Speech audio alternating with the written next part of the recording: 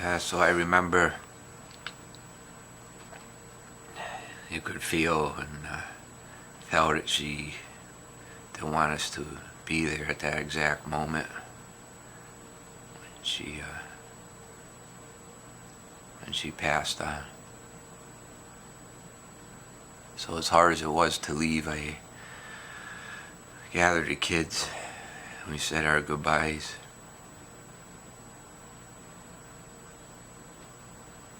I told the nurses, please call us. She's gonna pass away tonight. We could tell. They didn't say much, but that they would keep an eye on her, and they promised to call. So maybe 30 minutes after we left, I got the phone call. Immediately grabbed the kids and we got there as fast as we could. Devin and Dylan were running so fast once we got in the building I couldn't keep up with them, and yelled to the nurses, are they okay to go in? Yes, we already cleaned her. So it was obvious as soon as we left she passed. And she went quickly and peacefully. The boys were hysterical, hanging on to Mommy.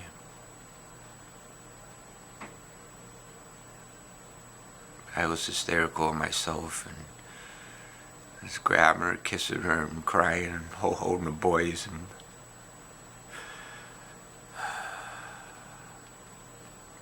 we have rosary beads that we hold, and Karen had some that they had given her at the nursing home, but we had some at the bishop who came to visit her every Sunday for 5 weeks prior to this happening had gave her, and they were very, very special. And at first I put them around her neck, and then realized she already had the ones around her neck from the nursing home. Or I shouldn't say around her neck, they were laid on her. And she looked very, very peaceful and at peace. So me, Devin, and Dylan held the rosaries from the bishop and prayed for Mommy and let her know that we would be okay and that we love her. 1, 2, 3, triple D strong, Mommy.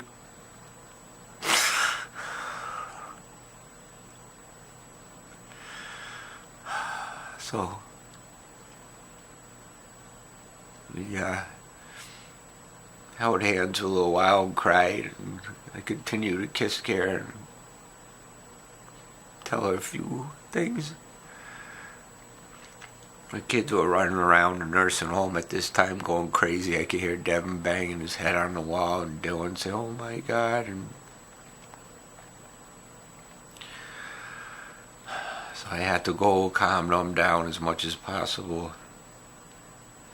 And Devin was mad at me that we had left and we weren't there when Mommy passed on, and I explained to him that Mommy would have waited till we left, I think.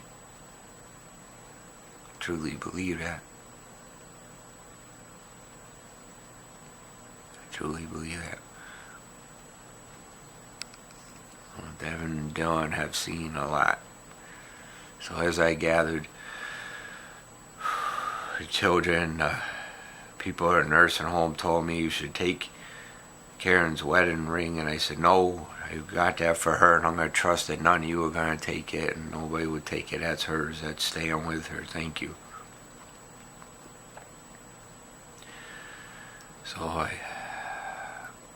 tried to pull it together, and I called, or they told me they had already called the funeral home where I had made all the arrangements prior and respected all of Karen's wishes. Yeah, it was not easy at all to go into the funeral home and make all your wife's arrangements, because that's what she wanted you to do, and you love and respect her, to look at caskets, to talk about embalments. It's a never easy thing. So now here we were, and all those arrangements were made and gonna be utilized. But Karen went peacefully, and we know she's at peace to this day. I remember we were standing outside the nursing home. I could hear Karen yelling, not yelling, but talking down to me. "You better call my mother and let her know." I looked up at her and I said, "I know." So I called her mother and filled her in what was going on and condoled her. Meanwhile, the kids are hysterical. So after about 20 minutes of speaking with her, I had to get back to the children, and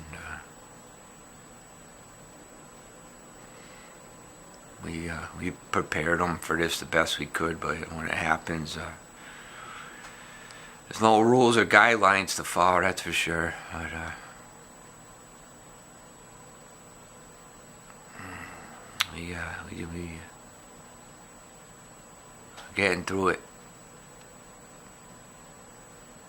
I know she went peacefully. I know she did. I know she did everything in her power to stay here and be with us. And her spirit still is. And that's why I learned through death is we don't really die. Our spirit, who we are, is this in our human bodies here, temporary.